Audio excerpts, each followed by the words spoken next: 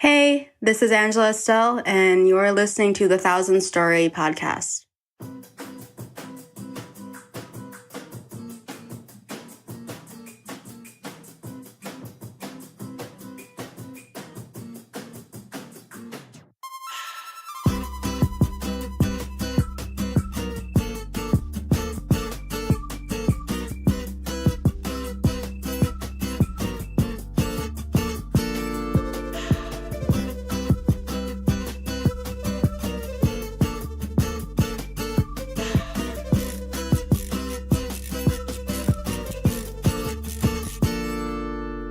Welcome to the Thousand Story Podcast.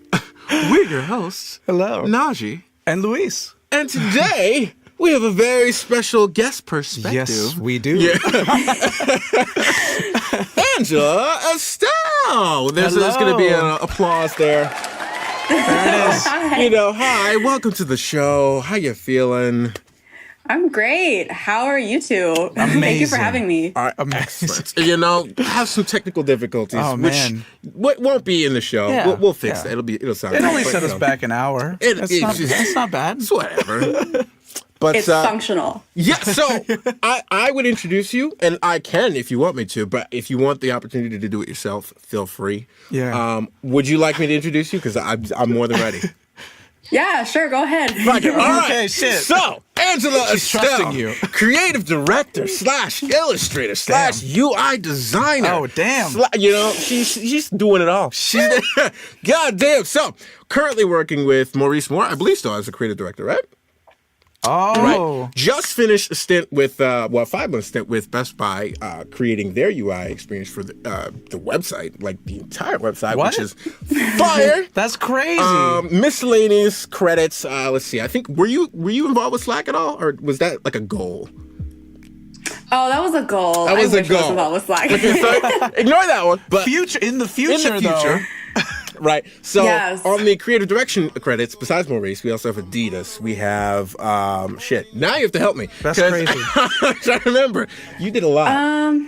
I worked with Lil Debbie. I worked with Marisa a lot. It's hard to sift through them. No, I feel I did a little bit with Kari. Who else did I work? I did a bit with Sin when she started out. CYN. I worked oh my goodness, I'm forgetting my clients. It's been so long. Jermaine Fowler, if anyone knows the comedian. There we go. Yeah. I do not know him. I don't. But Yeah. you work with him. Yeah, he's on Comedy Central. I don't know if he still is, but when I worked with him, he was. That's awesome. And then some agencies and startups. Some whatever. boy. Oh, and Rahman. If Ramon. anyone Okay, knows got him. you. Oh, so you work with him on the creative direction too? Yes. Wow. did. What a resume. No. What a resume.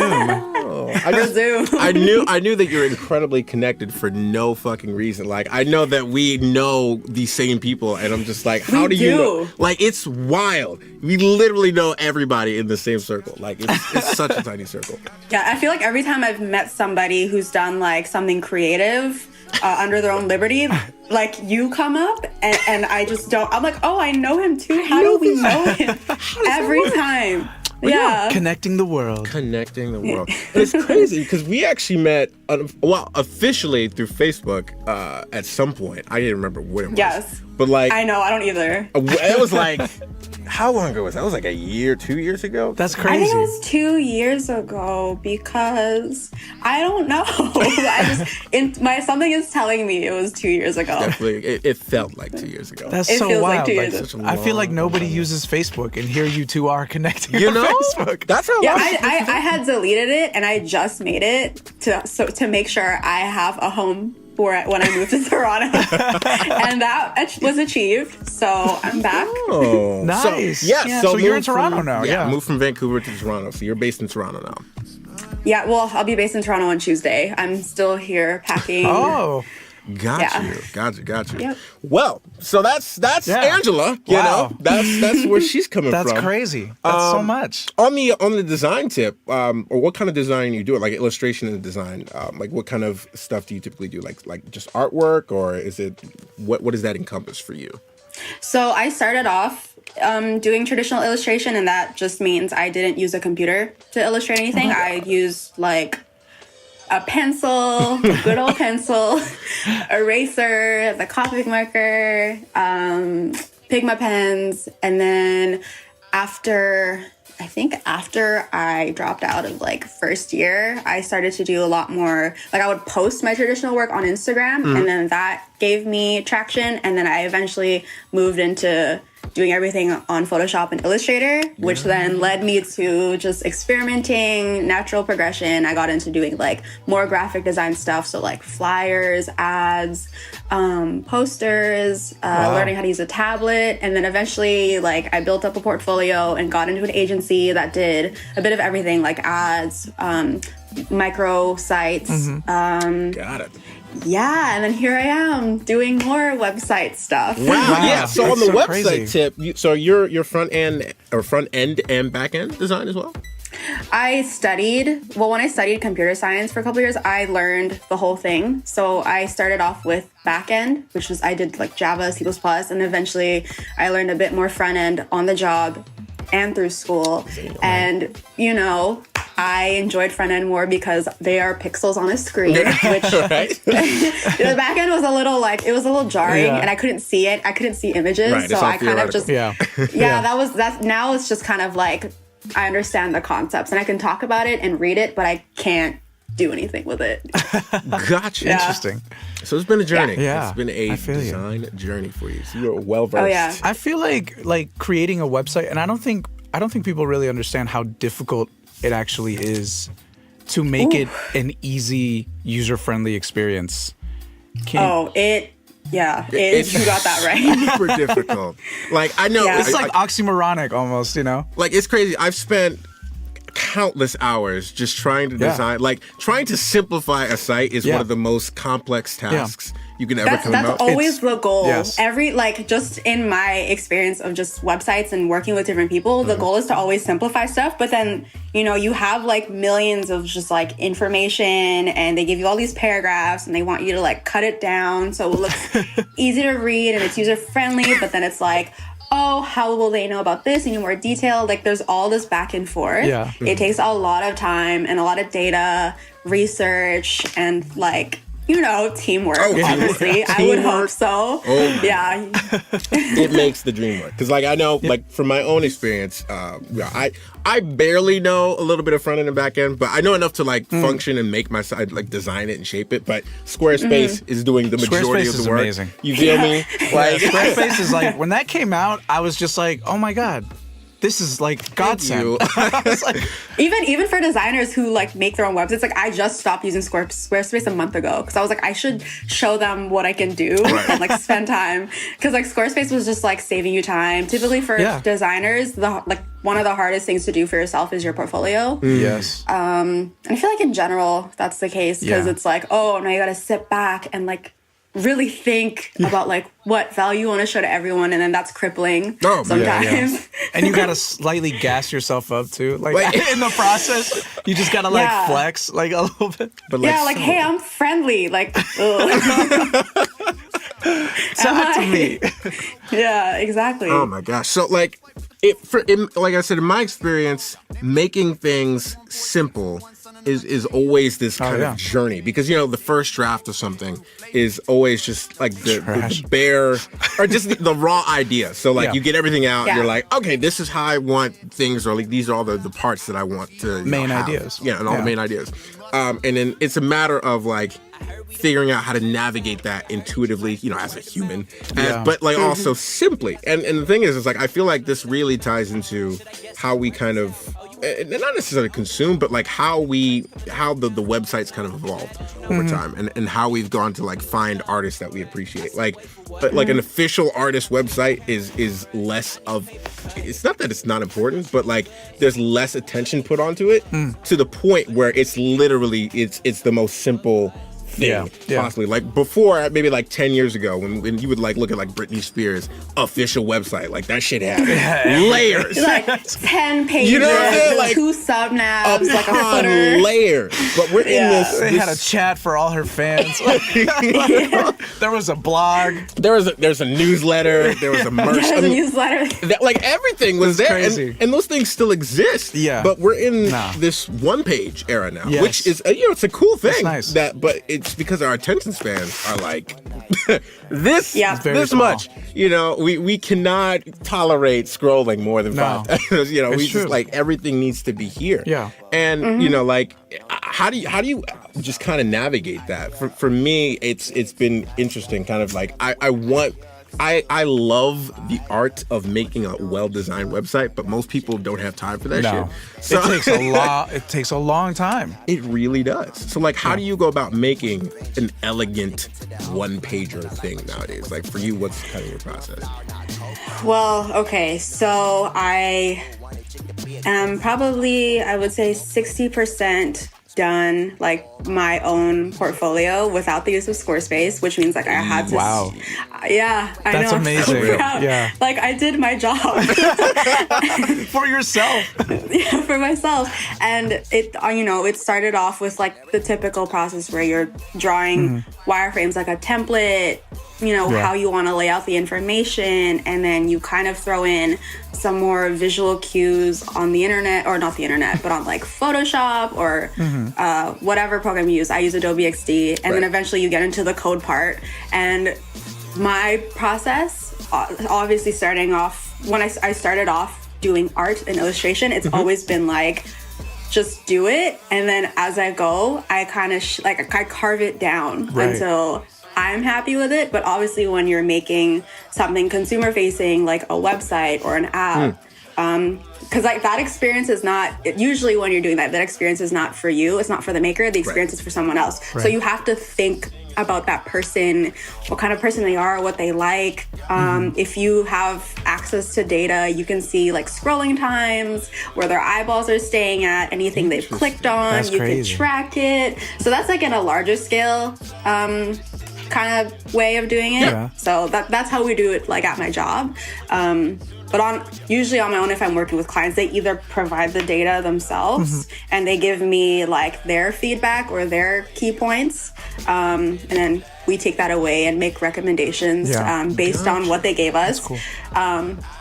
But for myself, I like to do the whole, like, just go right into it, carve it out until we're happy, and then, get some feedback from people I trust and people who are a lot more senior than I am in this game. I feel like eye tracking is really super important for websites. Yeah, and it's like, no, obviously we don't have access to anything like that as normal people. I don't either. I get it through my job. I was saying, like, I've literally never been able to use that tool. I wish. No, I mean that would be super dope. Like just to know, just to give somebody your site and be like, where do your eyes naturally just fall? Like first, like for real, like and it's everything. It's like the colors, the design, where it's placed.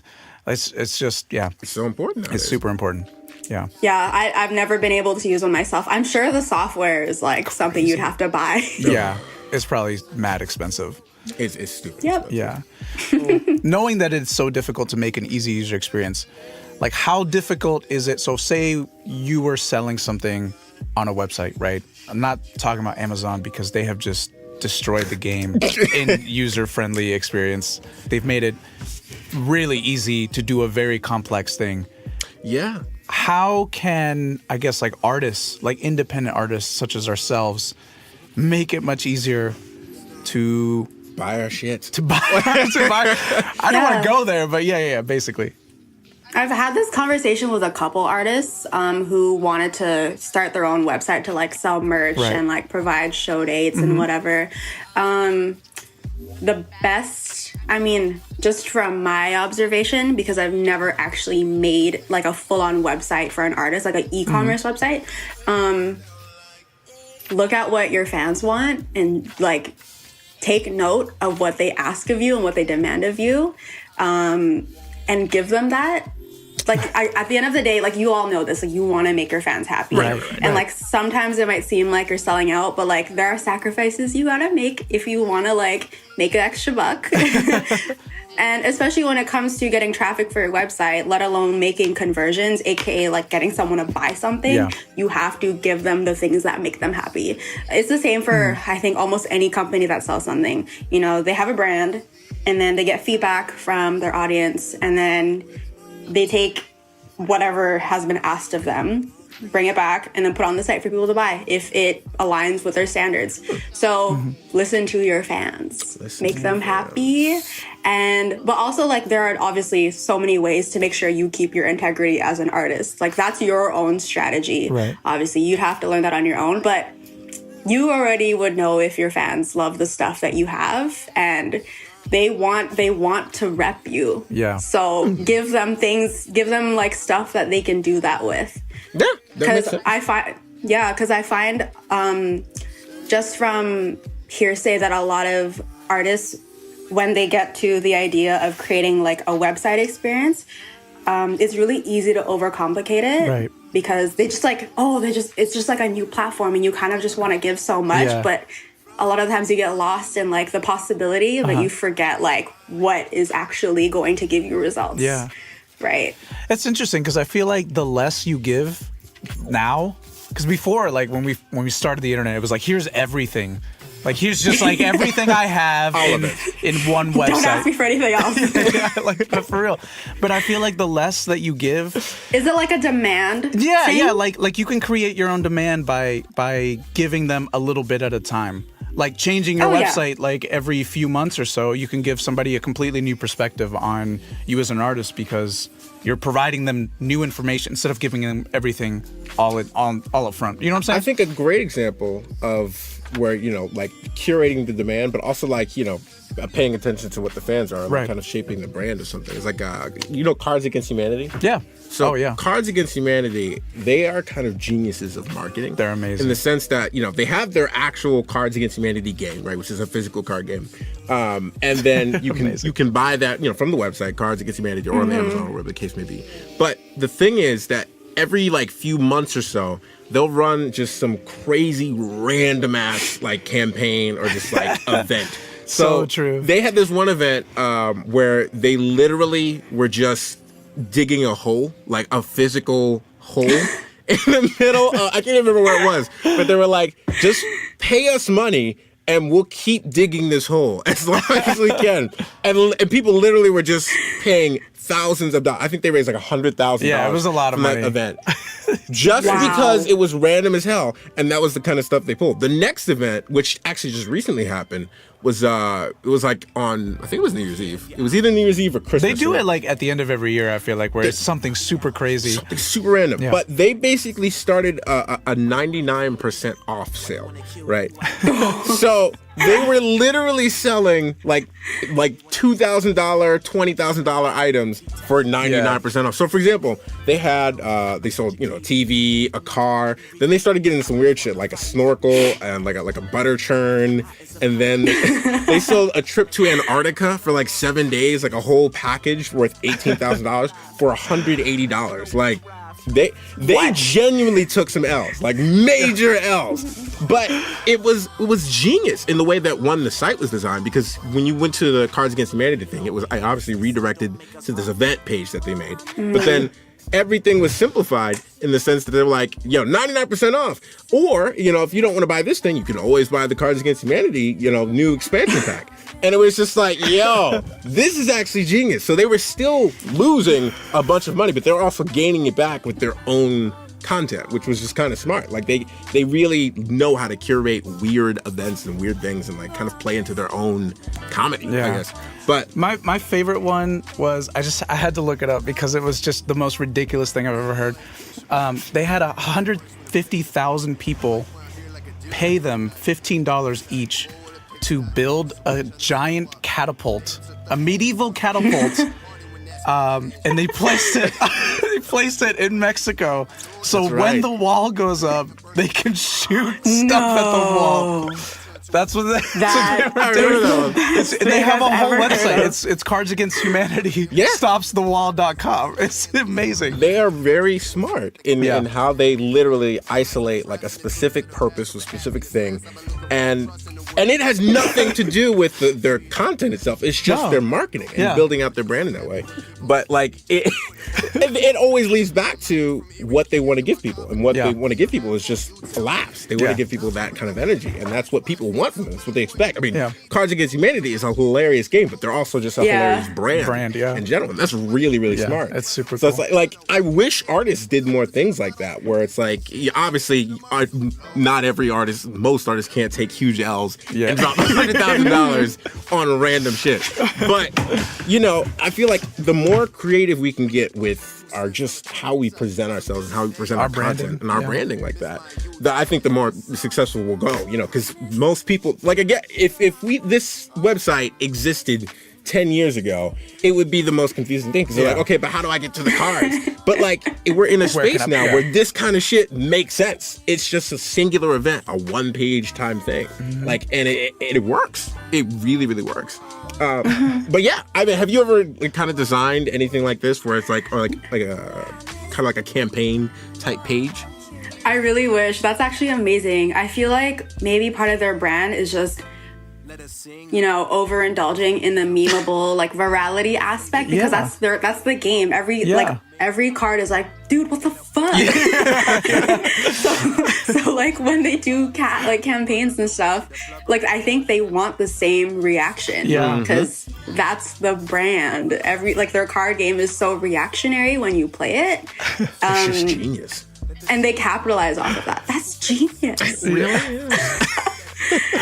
If artists did that, I feel like a lot of because, you know, as artists, a lot of us feel like, oh, this crippling anxiety to like, you know, make ourselves super happy, fit like our audience's needs and wants, and make sure like everyone loves what we give out. However, it's also like, for a brand like Cards Against Humanity, you can tell that they like give zero fucks. They don't care at all. Because they lost so much money. It's like then they'll gain it back with the next event. Like, like, again, they literally do they though? Because dug like a hole.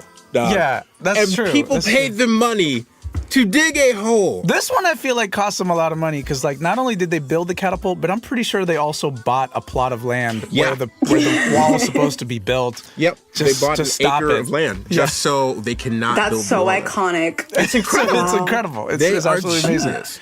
But you know what? It's crazy because, like, they are obviously a brand. I mean, it's Cards Against Humanity. It's not under a singular person, which I think, going back to your point, Angela, it's a lot more difficult for an artist to put their name out like that. You know what I mean? And say, you know, oh, Luis Pontillo, Najee, Angela, we're buying this plot of land and building a giant catapult. It's definitely hard for you know. It's just then we're forever going to be known as those people who bought that plot of land and built the giant catapult. You know? And it's like the level of virality, like, it really depends on like how many we can reach. I'm sure like as a business you can buy you buy eyes, buy your like the people just checking out your content as 3 individuals. I don't know how far we can get. Probably not that far. But it's a good. Actually, I'm glad you brought that up. You know, so like organic versus paid marketing. You know, like in your experience, how has that worked out for you? Like, how's that kind of balance been? Like, what have you kind of allocated towards paid marketing versus like how much reach you can just get organically? Like, how's it worked out for you? So coming from an agency background where like we had a different strategy for every project for every client versus like a big e-commerce company that's just like one entity. Right. Like, I think you need to have a good balance, and I mean, I've never done strategy myself, but from just like what I've observed, when you buy eyes, you don't want it to be too obvious. And like, at the end of the day, you want to make sure whenever you buy eyes, you want everything that you give out to be relevant. This is such corporate talk, but you want it to be relevant and not targeted. Because like, oftentimes you'll get served ads that have nothing to do with anything you've ever said in real life or checked on your phone. Like, so true. The other day I was getting ads for like joining an acting agency, but I've never in my life deliberated once on being an actor. But so on like Instagram and Twitter, I have to like report this ad or like submit it as like inappropriate. Like, I don't like this ad. But then I'm uncomfortable with this ad, you know? This ad makes me uncomfortable. Thing. Yeah, but then, you know, there are other times where like I'll be speaking to my sister about like just casually like, hey, I want to go eat a pizza pop, and then I'll get pizza pop ads. This happens. Oh yeah. Because yeah, it happens, and I'll get pizza pop ads through Instagram. What is a pizza pop?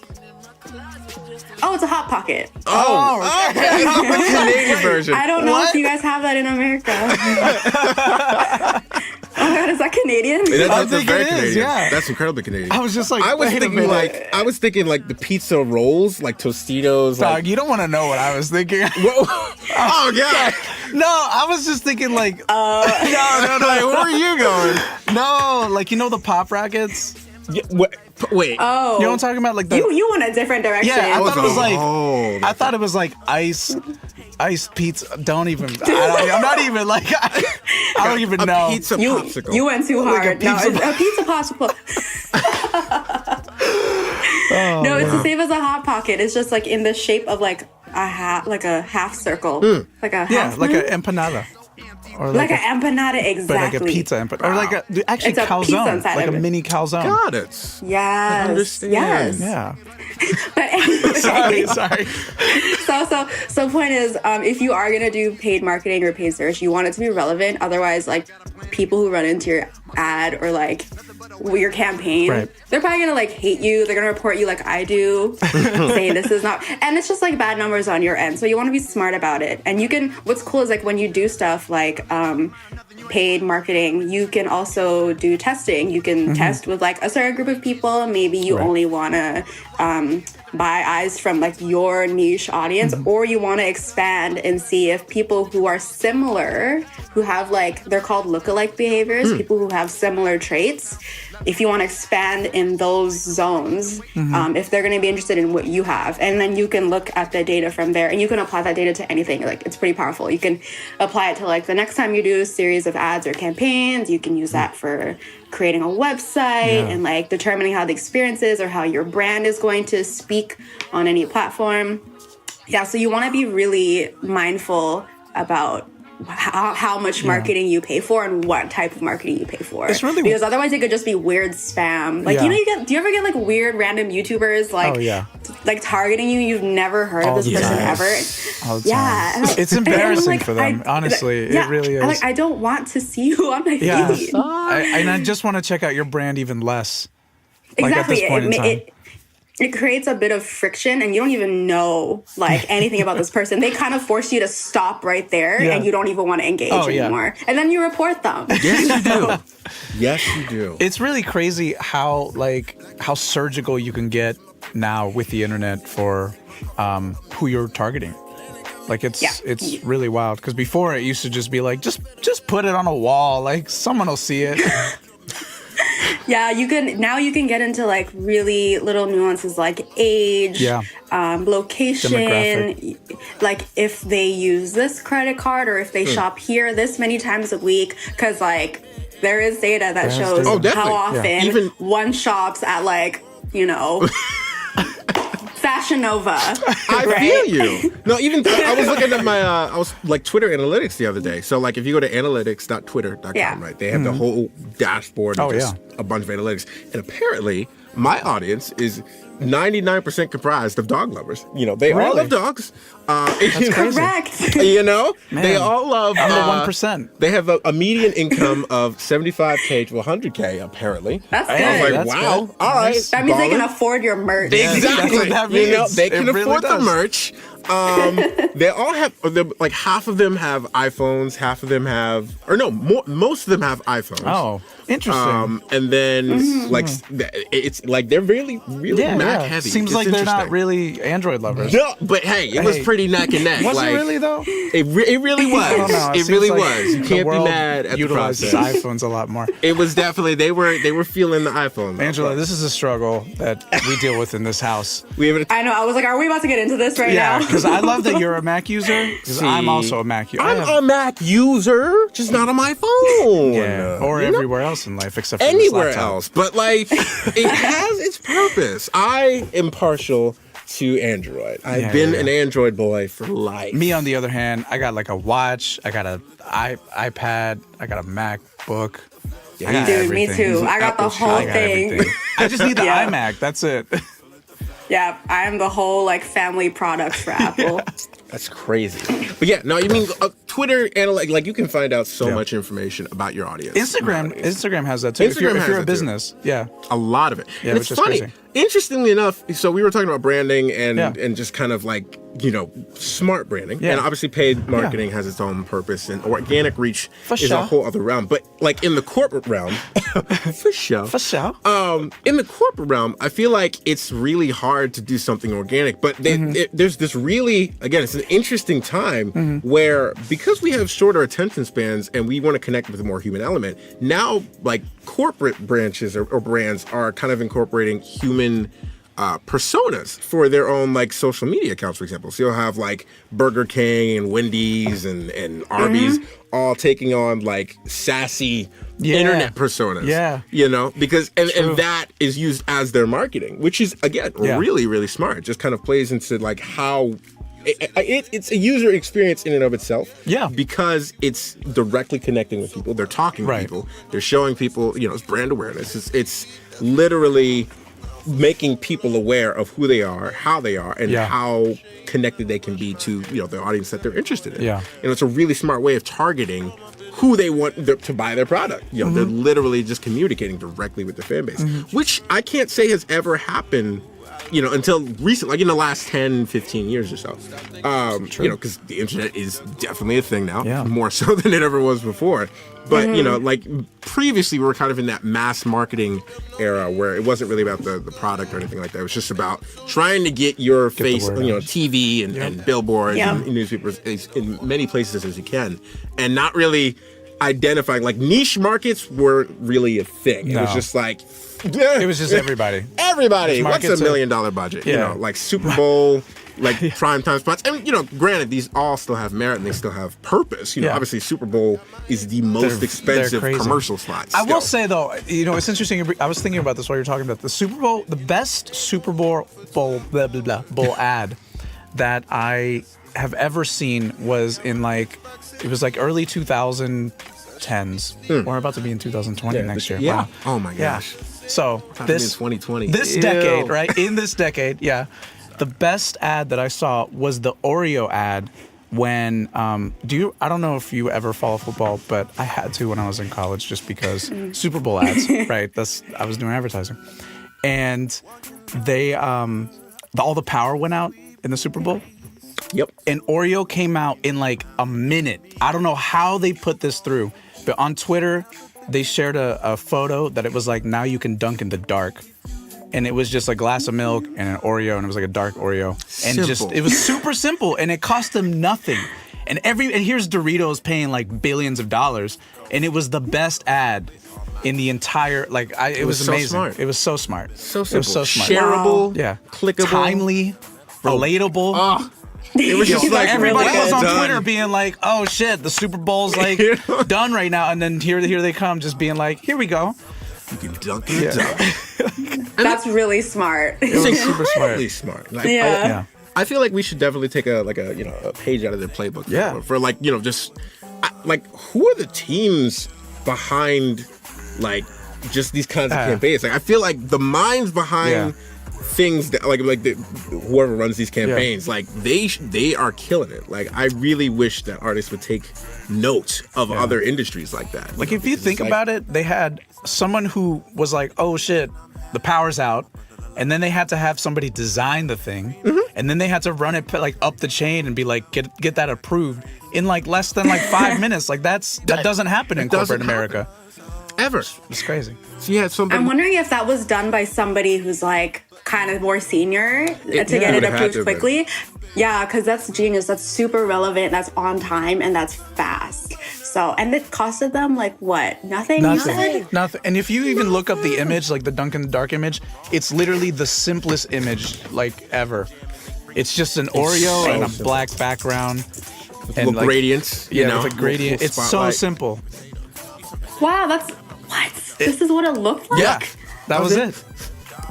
That's so smart. That's just like a Oreo, a backdrop, and like Adobe like Premiere This Pro. is Like literally nothing. And that's how we consume stuff nowadays. Yeah. Like that in and of itself, that's Yeah. a testament to how powerful, like, and where we're at, just like how we consume. You know, we just literally need a picture of an Oreo. And that's all you need. And relevancy. Relevancy is obviously because content without context is Isn't, useless. It's useless. just noise. True. That's facts. It's very, very factual. Yeah. But it's just the takeaway from all this for anybody listening is just like pay attention to where we're at. Know that we're in a very, very quick consumable space. You know, like make things simple, and your life will be simple. You know? Absolutely. Absolutely because of that, and there's just been so much saturation in everything in the online world in like the last several years. I am starting to see now that when it comes to like products or marketing, you could see like people paying for TV spots. They're not as important as they used to be. Yeah. They're not as like urgent. And if you work at an agency, especially if it's like a more digital media agency, more people want online eyes or eyes from like someone's phone rather than paying for like $1 million TV spot because not a lot of people are watching their TVs, not as much as they used to. And also these days, like marketing is changing. Like now people want like value rather than like what's gorgeous and pretty and like the dream that a company's trying to sell you. They want like value. They want to know that they can trust in your product because everything's moving so fast. They want to make a decision right away and they want like instant gratification in the form of value. They want their lives to be improved rather than like, oh, this is beautiful and then I'm going to be disappointed. Yeah. I feel you. That's the worst. I feel you. Definitely feel you. So, question for you, just to kind of cover all the topics here. In your experience, you know, as far as your brand goes, you know, as a professional person of color in the creative tech industry, you know, how have you kind of built up your own brand and your own resume, so to speak, but also your own, like, kind of, when I say brand, I mean, there's kind of two different aspects to a brand that I consider. There's the public facing brand, like there's the public brand, right? So for example, Beyonce, she's the diva, she's queen, right? Right. But then there's also the clientele brand, you know, the people that she works with, you know, what does she work, or how does she interact with other people Mrs. that Carter. she works with, you know, like her clients and things like that. And, you know, I don't think it takes a while to figure out that those really exist, like those two sides of a brand exist, and to develop them both separately. But how have you developed your own brands in that case, you know, as a creative / blah, blah, blah, //? So I definitely still feel like I'm like working on it. It's like an ever evolving thing. And I have moments where like I'll be working on my portfolio and I'm like, oh my God, who am I? But if I really step back and like, you know, I just approach like this idea of my personal brand with like authenticity. I know people know me as that super online girl who just like seems to know a lot of creative people. Because I feel like every time I meet someone new, like the world gets smaller. I don't know how. Like I've been very online. Like I started Tumblr in like 2007 and it kind of just went from there. Yeah, everything kind of like built upon there. Yeah, that was me. And I still have all of those relationships I built on Tumblr like right now. Oh, wow. That's awesome. Yeah, so when I got to like traveling after high school, just like to different states or like different provinces in Canada, I always had a couch to crash on because of like friends online. And then through them, like I met a lot more people. And then I became more online because I dropped out of college and I needed to share my work. So a lot of people know me as like the connected social media girl. And like I used to have a lot of my work on my social media. And then I started to feel a bit of pressure. Like I don't want this to be my portfolio. Right. So that now it's just like on my Instagram, it's like just my face. Because it's like I want to limit it. You can go on my Twitter and kind of see, you know, what runs through my head. And I think a lot of people can tell maybe upon like the first couple scrolls that like cuss a lot. I'm kind of reckless, but also I'm super friendly, and I'm connected to a lot of people. And what usually happens if you've ever come to me as an artist or just somebody asking if I knew somebody else or that could help you with a project, and I didn't have the skills, I was almost always able to connect someone else with somebody else who could do the thing, Right. That's something I'm really good at. A lot of people approach me to find somebody who could help them with a thing, whether it be lettering or setting up an e-com shop or proofreading an article that they wrote. Right. I don't know how. I just have all these people in my roster, but I guess at the end of the day, like building relationships with these people online or in person have helped me get so far. Like, I don't think I'd be able to say I'm a salaried designer without a college education if I hadn't built great relationships with people. Like, well done. Yeah. That's amazing. Well That's done. incredible. Claps. There'll be claps in there. Well, there's Yeah, and I feel like once you kind of get into it, if you want to work in an office job or you're in the mix, like making music, and you start to meet more people, at the end of the day, the people who will like, bend their backs for you, go out the way for you, and make things happen for you are the ones you have like a solid relationship with. So super important. You don't even need to have a formal education. I was just about to say, don't. like, because it seems like in the tech industry, like they don't really discriminate against formal education. You know what I mean? I feel like do they? It really depends. Like companies like Google, they just announced that you don't need to have a degree to work at the company anymore. But given that each company also has like a legacy interview process, so just because they say like you don't need to have a degree to work here, however, you need to still go through this interview process that has been in place for the last several years during the time where we required our applicants to have degrees. So it's really weird. Like it really depends. And I think the best way to figure out if a company is willing to like work with you, whether or not you have a degree and they're open to people without formal education, is like you read all their job descriptions and see what they're looking for. If they explicitly don't say that you need a degree, go for it. Go for it with the confidence of a white man. That's what Speaking of which, what is the kind of the spread, the demographic spread in the tech industry for you? Like, what people of color, is it like a prevalent thing in the tech industry, or is it just like this tiny bubble that we're all kind of aware of? That's a good question, because I kind of got into tech because I was uplifted by a lot of like, women of color. So it's like I never began working around a lot of white people to begin with. Like they weren't the ones uplifting me. It was like brown women who were really uplifting me, helping me, get that job, get the internship. But now that I've been in it for like a couple years, it's definitely still dominated by the white men. Because now you can slowly see that a lot of companies are trying to do diversity and inclusion initiatives, but like, if it hasn't helped the underrepresented minorities in their company, then what they're doing is not working. Right. In a previous job, I have like workplace trauma because all of my superiors and my coworkers were all super white, and the only women of color in the office were the office admin, the HR, and like one project manager, which is super typical. Like the organized, compassionate, like Asian woman will be the project manager. Like, okay. And then, there's me, and I was lucky enough to be in a spot that has always been kind of fulfilled by a dude, because my manager at the time, she is a brown woman herself, and she's like, we need more brown women, please. Yeah, we needed to dilute the milk a bit. We need to mix the milk with the cocoa puffs in there.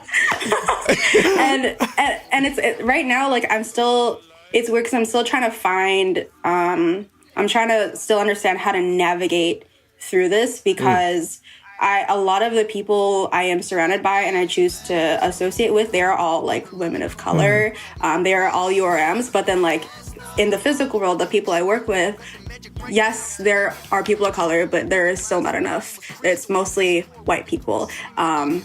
All of my leadership, except for like my one manager, has been usually a white man. And once you kind of move into, well, for me, once I started to move towards a company that began to prioritize like diversity and inclusion, there's like all these things you realize that you didn't know that you were conditioned for before. Because, I never feel like I'm good enough. I felt like I had imposter syndrome. I feel like what I say is not valued. But then it's because like I came from an environment where I was conditioned to believe that like, oh, they're not going to take me seriously because I am a young brown girl. Wow. That's crazy. That's crazy. Yeah. And like even more so, like if you look at like the wage gap between genders and people of color, it is definitely a thing. When I was studying computer science for a couple of years, and I was able to look at their statistics in the past 4 years showing like how many types of people graduated and in which through which major.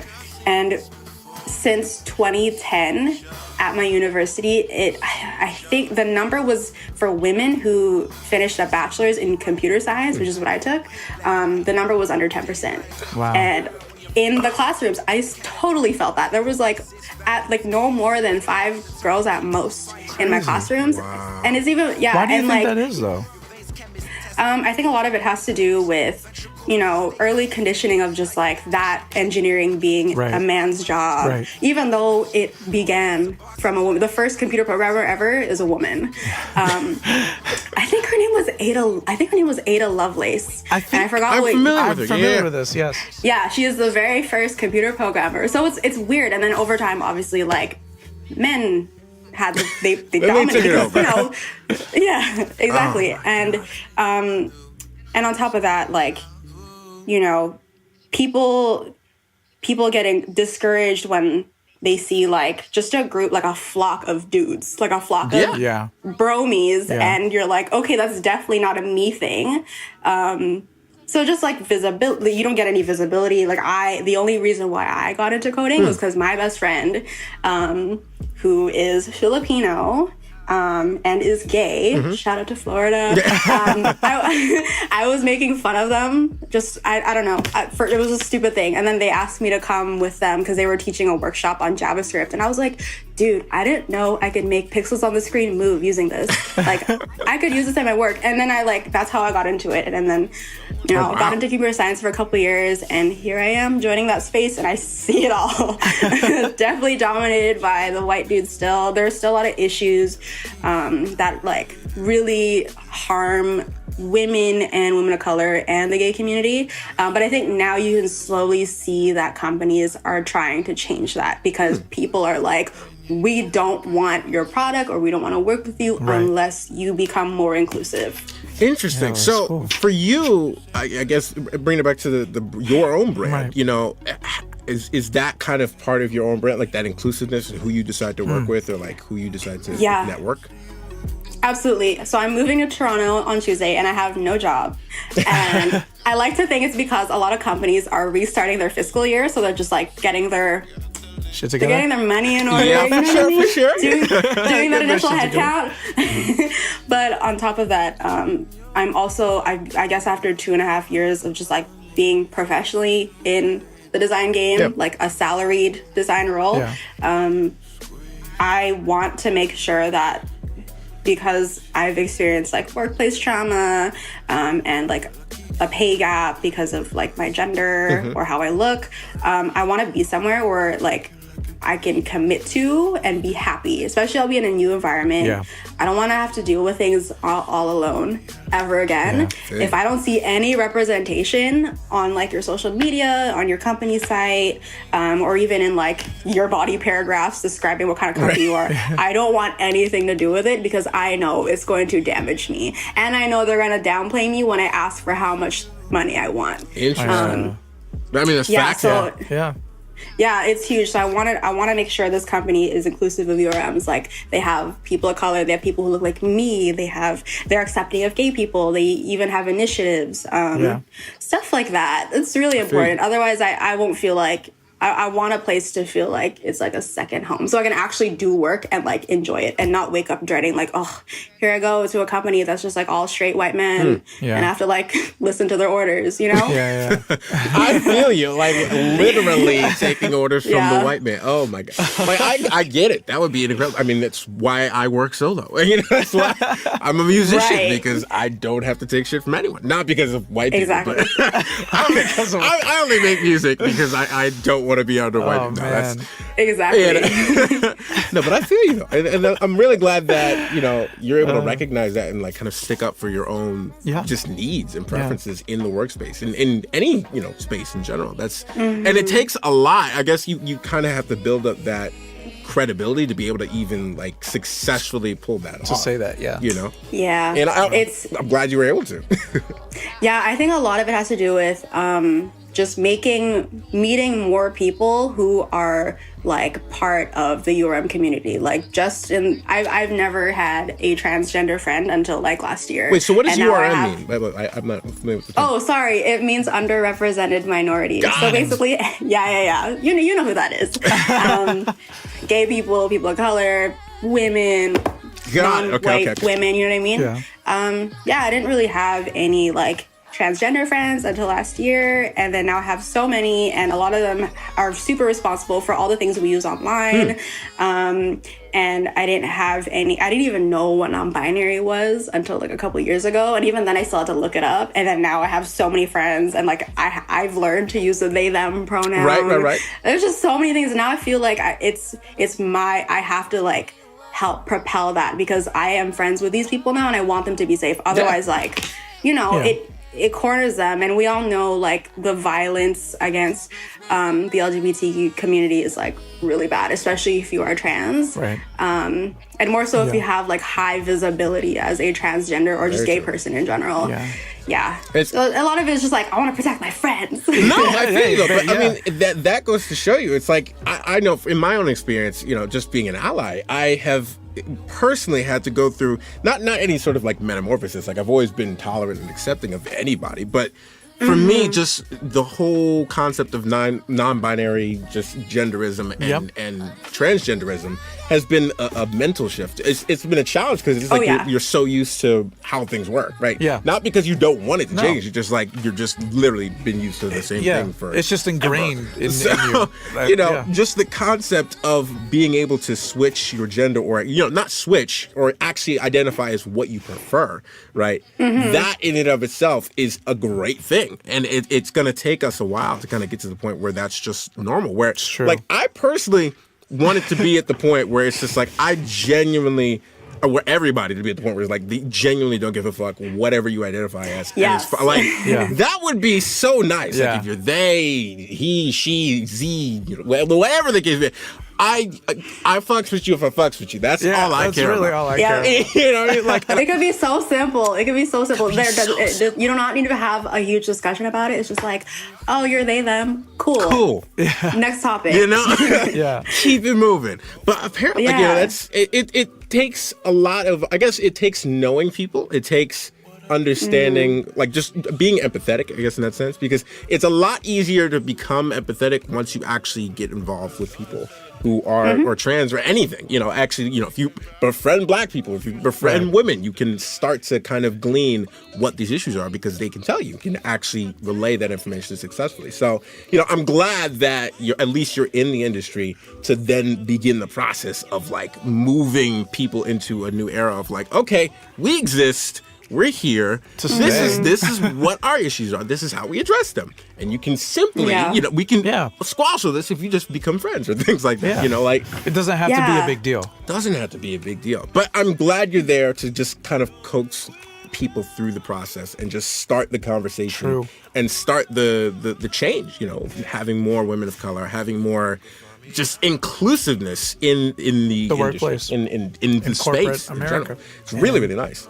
Corporate America. Props to you for sticking through it, because that shit is tough. Like the tech industry specifically is cutthroat. Like, dude, the music industry too, it's tough. Like, even just doing cover art for somebody, I already, like, the way someone, it depends on who you speak to, but when I would do cover art for a lot of artists, and, like, anyone they would connect me to, like, the language already is just like, oh, they may or may not take me seriously because I'm a girl doing cover art, or they will think that I will just take them up on their bullshit offer for a lowball because I'm a girl and they think I really need this gig when I don't. You know, you can kind of see it. They're really like music, I feel like tech, the service industry, like just from personal experience, like there are problems. There are problems. So really big problems. That's actually a great segue into. I had 3 questions that you actually just hit on perfectly. You just touched on all of them. Oh, cool. Which is fucking great. Okay, One so sentence. It was beautiful. So first, how far do you think your hello goes? Like,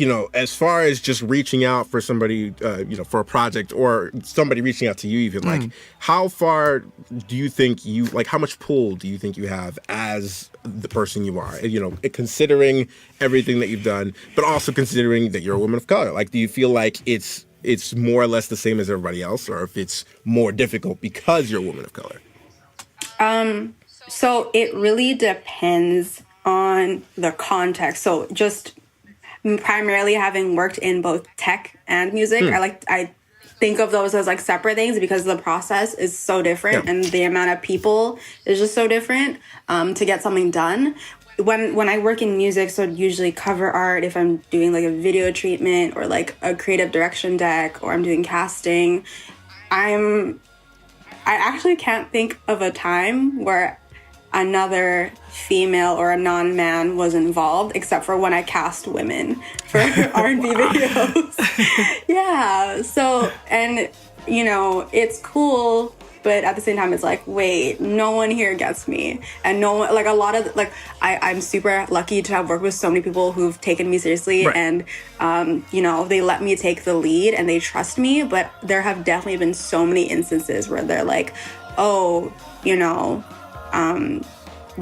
want to lowball me because they think I really need this gig and they don't take me as seriously, or they want to hand off a project to another dude because he has more like internet clout, but this person is actually like super like an online bully, because like the community of online like designers who work in music, it's really small. A lot of us talk to each other from all different scales, from like more like smaller reach artists to like people who've won like platinum records. A lot of us talk and we keep in touch, and if there's tea, we spill it because we don't want to work with assholes.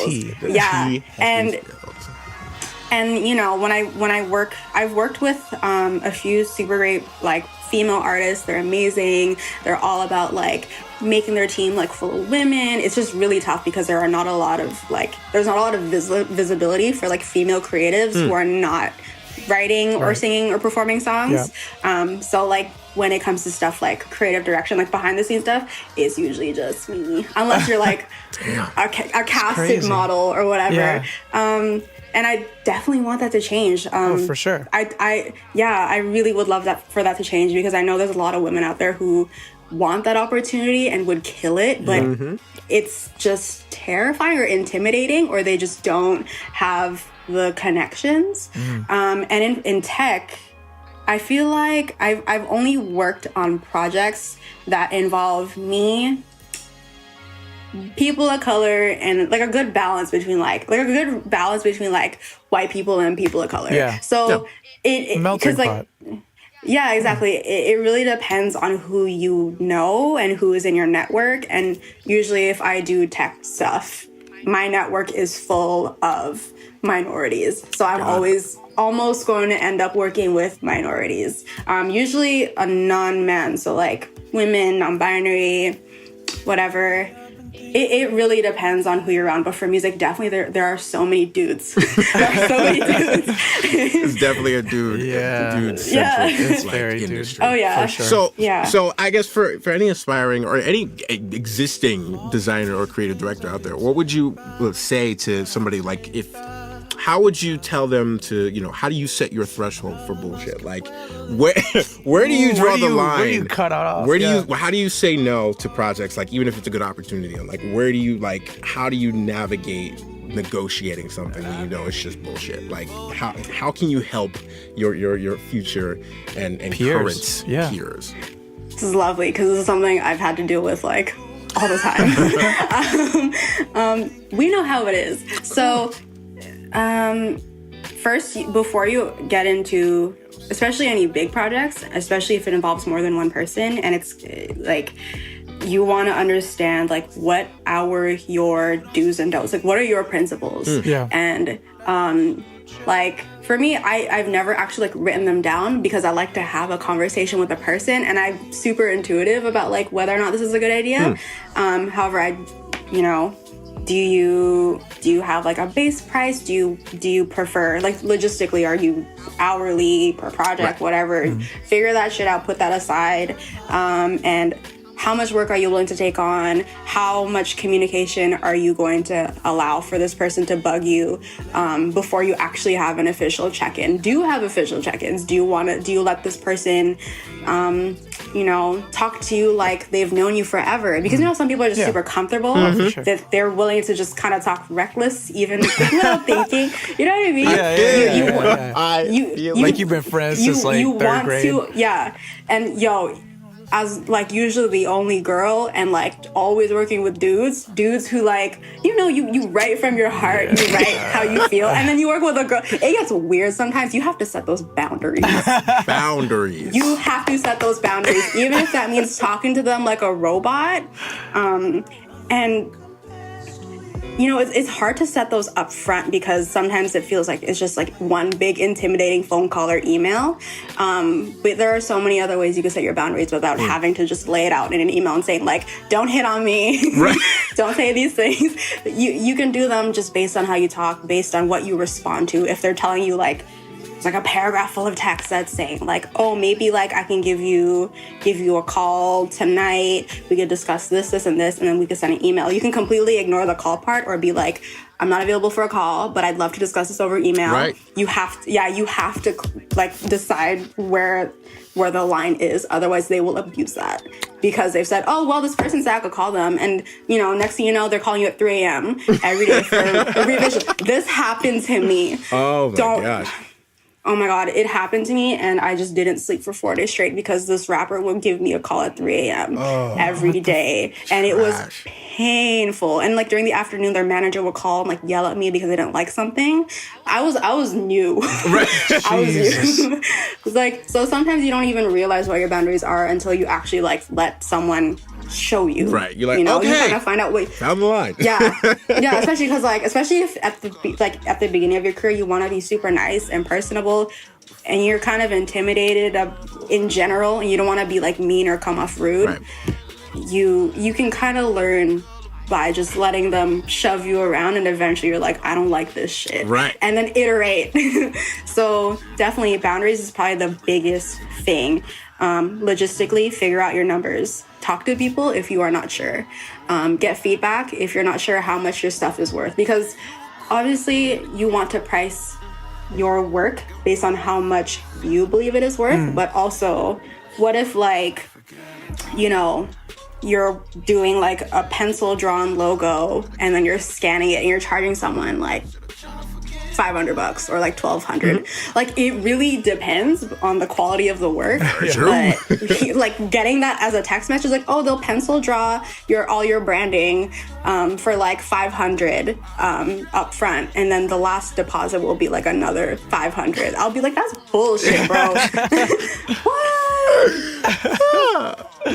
Damn. That is bullshit. Yeah, you really gotta figure out what your worth is, but also, like, don't be afraid to get people you trust in the mix, because it's, especially if you start off your career doing art, or even art, design, whatever, anything creative, there's always gonna be that crippling anxiety where it's just, like, you judging yourself, but, like, you definitely need other people to tell you what they think, because that's who you're gonna give it to. It's not for you, it's for other people. Yeah. Something that you said reminded me of this book that I saw. The title of it is just amazing. It's How to Be Successful Without Hurting Men's Feelings. A non-threatening leadership strategies for women. So, No. It's hilarious. It was written by a comedian, Sarah Cooper. Oh, I it's love it. hysterical. It's super funny. Every time I read it, I'm like, I'm sad. No, but I feel you though. Yeah, I mean, yeah. and obviously, boundaries. Everything that you've mentioned is just so on point. Yeah. And it's a shame because like I think about it consciously because I'm just, I'm cognizant of what goes on and just cognizant of the friends that I have. And I have women friends. I have a bunch of different types of friends. So I'm like, okay, these are things I can be aware of. These are how I can set boundaries for myself, make sure they're comfortable.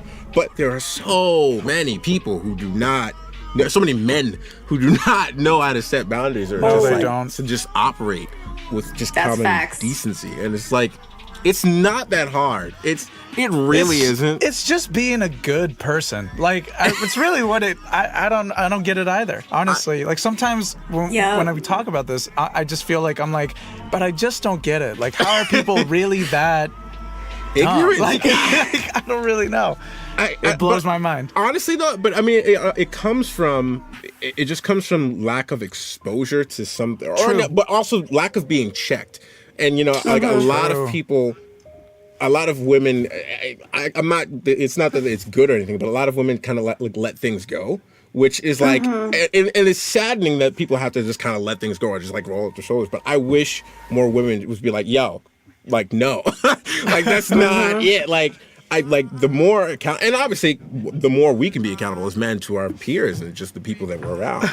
So we try our best to actually like check people as well. But like, I really, really wish there was more space for women to do the same and to like check men and not be, demonized for that. Yeah. It's crazy that we're at this kind of space where, we're more inclusive, but now we're like, okay, but like chill. It's like, no, they're expressing everything that is genuinely going on. Like, it only makes sense though, because I mean, I feel like this is like the first time that we've been open enough to really discuss the topic. Yeah. So we're just at the beginning. Yeah. I mean, this is really just the start. And yeah, it's been going on for like a few years, like just opening up the topic.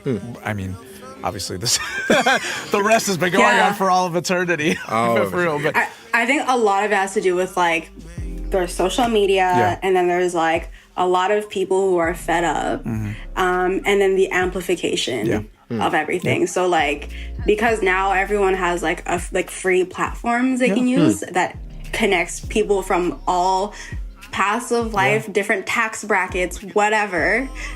It's easier you have a better chance of amplifying a cause or your message. And I think that's why now people are actually kind of taking more accountability. You kind of see that slowly happening just in the world. Yeah. Like more people are like, obviously we all know that hashtag Me Too movement, Black Lives Matter. Like before people would just let that stuff slide. And I really think like what you said about like women letting things slide a lot more, I agree because I believe a lot of that has to do with like just conditioning over forever because we used to just be property of a dude before, and if we disagreed or said anything otherwise, we would get in trouble. Right? Facts. And same thing for like men, like the conditioning over time and just looking back at history, like like men were like owners of things. They were the only ones who could do certain things. They were the ones who could take stuff away from women because even if a woman started it, apparently they're not capable enough. Right. And that's kind of carried on into like now, like the discourse of now. And it always really hurts me when like movements like that get overtaken and turned into something that they didn't initially begin to be like. Right. And the message ends up being distorted. Yeah, and then it gets diluted. And then it just becomes like a farce of what it once was. Like case in point, all lives matter. Yeah, like, all lives matter. It's like what the fuck? That's not what it was about. That's not what that was about. Y'all miss the point entirely. That's a tough one. Oh my god, I hate hearing that. Yeah, and like even the Me Too movement, like I've heard from certain women in my life that like, because it got overtaken, it got way blown out of proportion. There was a few months where it was just like barrages of like people just like making a lot of accusations, you know what I mean? And some of them were really, really sound and like, yeah, that's true. You know, like, let's check back on the history. And then some of them were just like people trying to tear other people down. And when that started happening, I was realizing how difficult it was becoming for people like actual real victims who have legitimate to like then be heard. And I was like, oh shit, like it started off as this great thing, but then it was just, I don't know, because of social media, or I really have no idea how it happened. Discourse really changes, like it distorts stuff like that. Especially, I feel like Twitter discourse is probably like one of the worst you could experience. True. Like, you never want to be the main character on Twitter. You do not. Every day there is a new one, and like, you don't want to be that person. I agree. And, true. and oftentimes when stuff like that is intended to have a lot of meaning and impact on a group of people, it gets taken out of context. And especially things like with Me Too, because it's, I don't know if this is the right word, but I guess it's oversaturated, the idea or like the act of sexual assault. There are people who are actually like bringing up instances that actually water down like rape cases or actual sexual assault cases. So it's like, okay, how, like, where do we draw the line here? Yeah. Exactly. So it's just like, it's kind of backtracking, because now that the purpose of this movement and the type of people it was supposed to empower, it's taking away their power. Are no longer empowered now. Yeah. I agree. I think it's kind of like a case of, it's not, somebody crying wolf. It's not that the things didn't happen. It's that it's almost like the squeaky wheel kind of gets the wheel kind of thing, but it's not. It's like, I guess the best way I can put it is like when somebody who has been misgendered, for example, is incredibly vocal about it, but like to the point where they're like literally harassing others for being misgendered. It's like, okay, we feel you, but like you're going in the wrong direction. I think personally, just in my own personal opinion, when I hear that somebody's been misgendered, I'm like, damn, that sucks. Like, okay, obviously they made a mistake. Yeah. But then a lot of what I'm seeing is where people are taking it too far, and they're like, disclaimer, I am not saying that violence against transgenders is not happening. It's occurring. It is actively happening. Yeah.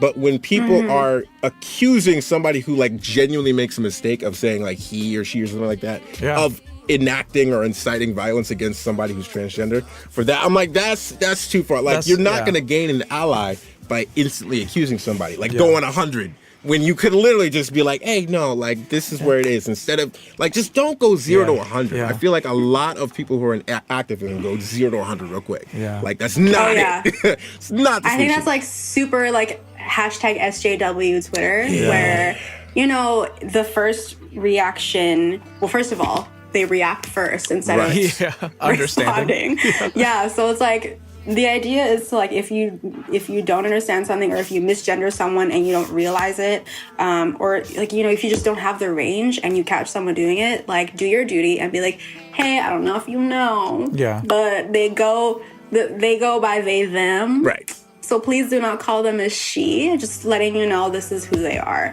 And if the other person who had misgendered someone completely disagrees and starts to do a whole thing about it, then you can kind of go off. You can go at that point. It's justified. Because misgendering is so violent. Exactly, it's really violent to misgender somebody. And usually when you do misgender somebody, and like, you're gonna like start attracting other people who love to misgender because they don't agree with mob the mentality idea. And people get stuck in Yeah, and then someone dies. And that's bad. That is very bad. Yeah, we don't want that anymore. So I get why there would be such emotion behind it, and such fervor behind it, and such like intention, and why people go 0 to 100 in that case, because it does happen. Yes, I agree with that. I worry that the message gets ignored, or it gets overruled. Because it's like when we look at terrorism and we say, like when we identify like the majority by the few, when we say like a few people did this one thing, so and now they're all people like if we all that's a problem. Like, no, it's true.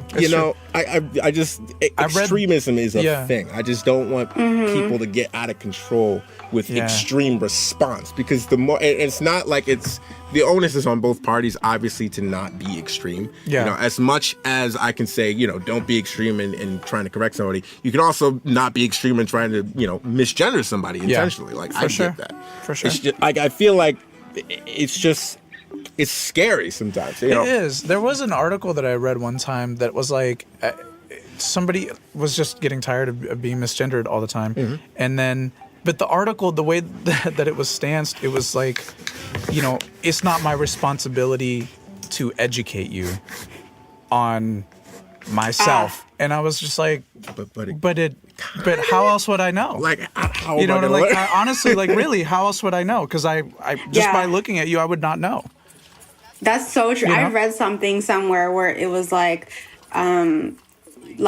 it was a Black person who was experiencing racism from their white peers, and then they felt like it was their responsibility to educate them on not being racist. And then someone else was like, why would you educate your white peers on how to not be an asshole? And I was like, because it's like, it's interesting because it's like there's that narrative, and there's also the narrative of like, oh, if you want to understand why I identify as this person, right. we have to have a conversation, because obviously you can't really see it. I think there are a couple different things you can distinguish, whereas like, you know, if a white person is being racist, it's a color thing. Yeah, right. It's how they see you, how someone sees you. If you like are white, you can't just be like, oh, you know, like you're super white passing, your skin is like pale and porcelain. I don't know. I mean, I'm sure I'm sure there are people like that who exist, especially because like how you're born, skin conditions or whatever. It's hard to just be like, you're white, but inside you are Black. I think that's what Rachel Dolezal was trying to do. Yeah, with the transracial thing. Yeah, and then she like changed her name or something, but then she couldn't answer honestly if her dad was like African American in an interview. So there's that, and then there's like the idea of gender identity. That's just like, that's not really tangible. Right. Your sex is tangible. Right. Gender identity is just like your who you interpretation. are. Your interpretation. So like when you know, if you see somebody with like long Black hair and they have like beautiful makeup on and they're wearing like tight fitting clothes, and you assume that they are immediately like, they go by she or her, but they tell you like, no, I'm they, them. That's perfectly valid, because sometimes sometimes people don't feel like they fit in the female or girl or boy bucket. It's because it's fluid at the end of the day. Gender is fluid. Your visibility as a person usually is not. like I'm brown, you're Black. It's obvious, it's evident, and I will never look like a white person, and I will never be a white person. So like those things you can't change. And then you start to see, it's funny because now I'm starting to see things in the media. I think a couple months ago there was like an article about this 60-year-old guy who was fighting for a law to be able to legally change your age because he felt like there was discrimination after he hit a certain age. Like he couldn't get like quote unquote quality Tinder dates. Oh, gosh. He couldn't. I'm like, ooh. He was getting rejected for certain jobs. Some people didn't take him as seriously because he's like 60, and you know, there are so many issues with just that statement, like legally changing your age. There are so many safety concerns. Obviously he lost the case because for him it was just biological. I mean, he's yeah, because he made the argument that like, if people can change their gender, I should be able to change my age. I'm like, dude, it's not the same thing. It's different than sex. Like you can't change your sex. You know, well, you can. If you do change your sex, but that's a different thing. But that's a different thing. They're not gender. So different. But that's not a gender. Yeah. Yeah, you know, and like changing your age when you're a 60-year-old person and you're trying to attract like a younger age and they don't consent to it. It's just weird. It's weird. It's hella weird. But like, first and foremost, like when you get to 90, like good luck telling your heart that, because like, but I'm actually 27, so I'm 27. I don't understand. I just imagine this man going to the doctor. Sir, how old are you? I'm 27 years old, sir. But that's subjective. Benjamin Button? My God. Is that your name? Definitely is there. But yeah, it's a huge conversation. Yeah. There's a lot that goes into it. But I feel like the more we just allow ourselves to have conversations about it and not kind of, again, go to those extreme points. I shouldn't have to explain. Yeah. Okay, sure. But like, if you want to make headway, then try explain one thing. Just literally like say a thing, like baby steps. Actually, our friend Brittany, who lives in Philly, Brittany, she actually runs this podcast called Modern Impasta. And it's you would actually really love it because this is the main topic. And she only has like women of color as her guests. It's actually incredible. She's just getting people from like all different types of industries, creative industries, mainly in the Philly area. But yeah, I'm gonna be like, hey, you should send me that. I love that. Yeah. Wow. Look at us connecting people. You. I know. Yeah. Please. With the brand. Anyway. The world is getting smaller, I swear.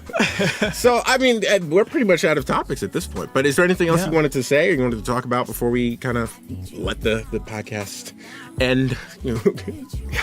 Sad. Oh my God. Do I have anything else I want to say? You have your soapbox. This is the platform. It's your chance.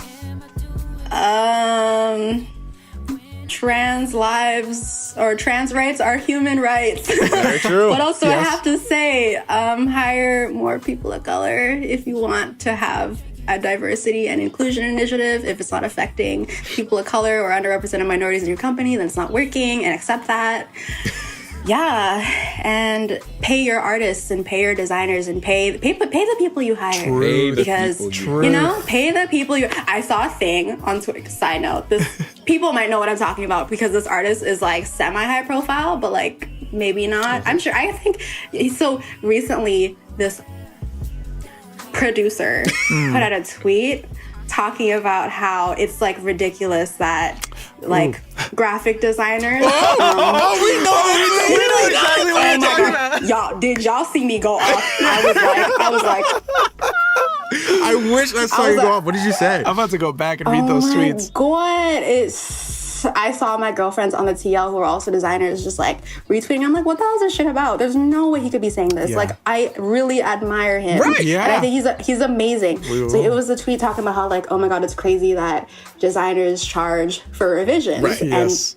And then there was like a whole conversation about how like they shouldn't do that. And that's like not like a great way to conduct business. And then it's like, okay, first of all, changes happen. There has not been one job that I've ever taken where someone was just like, oh, this is perfect on the dot. True. Unless it's like, throw my name on this in this text, that's it, ship it. Right. Yeah. And it was like a $50 gig. However, there was a discussion in the thread about how, designers should allocate like a revision budget before starting the project, which is already stupid because you don't know how often you want to change something before it even finishes. Like, what do you know when you don't like something before you even do it? Yeah.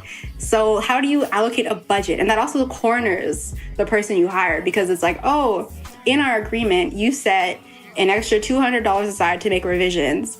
So we're only going to give it screws you over. And then it screws you over as a person doing the job. And they also mentioned how, like, when you charge for revisions throughout the process of this deliverable, it ruins the creative flow. That was my favorite.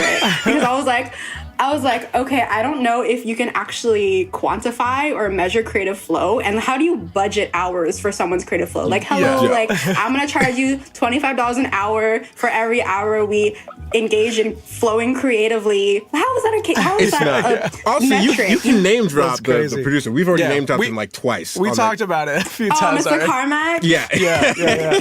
You're like, nah, what?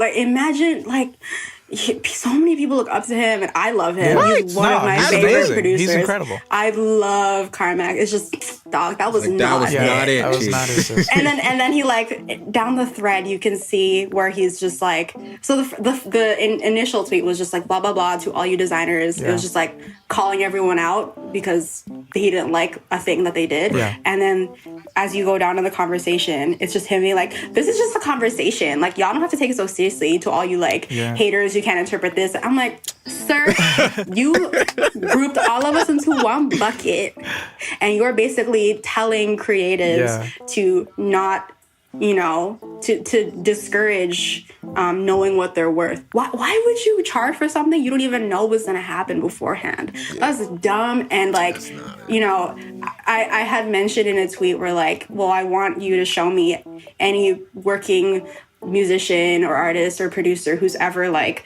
done tweaks for you for free or mastered and mixed something for free. Right. And then I saw, oh my God, this is so much tea. But somebody was like, name one. And I was like, I am not going to name nobody. I have people on my TL who will step in for me. and someone did. It was King Benjamin. And he's like, a lot of people do. And I was like, I don't have to fight this battle anymore. I was like, do not get me. I was like, not going to involve anyone because I'm like, this is just like my perspective. Right, I don't want to add any names. So then I'm so happy like Benji stepped in to be like a lot of people. And I was like, okay, yeah, this person we could trust him because he is actually a professional in the industry. There you go. But yeah, it got me thinking a lot that even somebody with like that scale and that reach and that amount of money to their name, they still trip over things like, $50 per revision. Right, I think that was the context of the tweet. However, like, sir, how much do you charge to do like a beat? I don't know how it works. I'm sure it's similar. Yeah. It's no industry is more special than the other in terms of how you get paid. Yeah. Like, we gotta eat. 100%. For real. 100%. Especially in this economy. Especially in this economy. Yeah, so pay your artists. Pay your artists. So listen up. Yeah. Thank you, so Angela, for the sound Thank advice. For the that was amazing. And it was a great session. It was great. Oh, that was so much fun. That's a lot of knowledge. So where can we find you, Miss Thang? Where can we? Okay, so on Instagram and on Twitter, you could find me at Angela Estelle. It's ANGELA ESTELLE. Nice. Straight up. That's it. Simple. On Twitter, I'm so sorry in advance if I like to talk my shit and then delete it. I'm going to admit it before anyone else calls me out on it. I'm a little reckless on Twitter. But that's not what we're talking about right now. It disappears in a day. It's totally fine. Yeah. It's all good. So be forewarned. You've been forewarned. You've been forewarned. It's all good. So you can find her Twitter, Instagram, Angela Estelle. That's a beautiful handle there. So appreciate you. Appreciate you for coming. Thanks. Thanks. This was a very enlightening conversation. It was a great conversation. This is so fun. It was great. Yeah. Thank you for having me. Yeah. We didn't even have the music, but damn, it was still lit. It was so dope. Honestly, like the hour worth of tech difficulties was worth it. It was all worth it. Oh yeah, no, this is fine, right? Everything's good. Like it's gonna work. 100%. Okay, I have like a big recording, and I can't wait to send it to you guys. I have a lot of extra blooper content. So we're about to wrap up in a second. Keep it recording if you can, or just make a new one if you already stopped it. But okay, So this was this episode, but what's our next episode? But wait, we didn't even talk about our handles. We'll get there. No. This is the end. All right, we do that at the very end. I need some time to think about. Let's continue the conversation on Twitter and Instagram. Follow us at 1000story_. That's, 1000 story, right? And then an underscore, like an actual underscore, not the word underscore, just 1000story_. And talk about it. Let's talk about the industry. Let's talk about transgenderism. Let's talk about everything. Let's actually start the dialogue and make some headway. Not that we aren't already, but let's continue it. And, share your stories about the tech industry. Share your stories about, or ask questions too. If you want to know anything else, let us know. Let Angela know. Let me and Louisa hit us up individually. Me at Mr. Najee Boy, both on Twitter and Instagram. So it's MrNajiBoi. And for myself, it's at El Pontillo. That's ELPONTILLO. Yeah, and you can hear the podcast at our website, 1000story.co/podcast. And you can literally hear it on any platform imaginable at this point. YouTube, Spotify, Apple Podcasts, I think it's on iTunes. It might be. Fucking Google Podcasts, Stitcher, TuneIn. It's on everything. Leave us a review. Leave us some love. Leave some comments, some likes, some share, whatever the case may be. Yeah. Let us know how we're doing. If you dislike that shit. Let us know so we can improve, that kind of thing. And of course, Shit. Louis, with the outro. Yeah. What's our next episode? All right, so next episode, we're going to be focusing. I know it's a little way off, all right, but just hear me out. We're going to be talking about Halloween costumes. For sure. All right? And how you can successfully pull off a Dora the Explorer and backpack Halloween costume with your Exploradora. significant other. I'm not gonna lie, dude. I've always wanted to be Dora the I Explorer. wanted to be Map. Map real? was lit. Map was Map was lit. Map was super Map lit. was I lit. love Map. Map had all the juice. Map knew Yeah. where everything was. Map Yo. was the plug. Map was the OG plug. Matt was dope. I don't know, but Backpack had everything, dude. Yeah, but He was just like, she was like, I need a telescope. He's like, I got you, girl. Yeah, but think about it. And then the song keeps going, backpack, backpack. Backpack did have a dope oh song. shit, backpack has it. I will give you that. 100%. Backpack had the box She of goes, the oh century. shit.